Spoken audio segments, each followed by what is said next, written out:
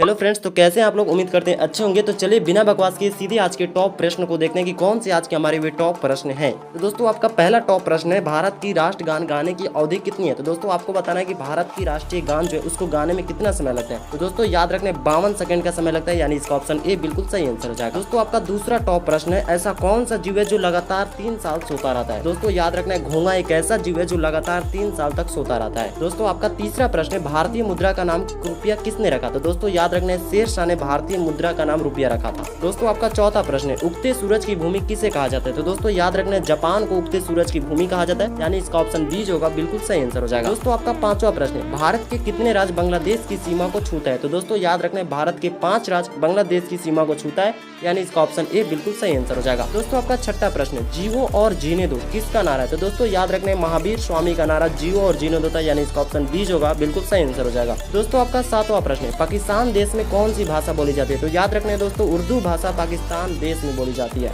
दोस्तों आपका आठवां प्रश्न है, झीलों की नगरी किस शहर को कहा जाता है। तो दोस्तों याद रखना है उदयपुर को झीलों की नगरी कहा जाता है, यानी इसका ऑप्शन डी बिल्कुल सही आंसर हो जाएगा।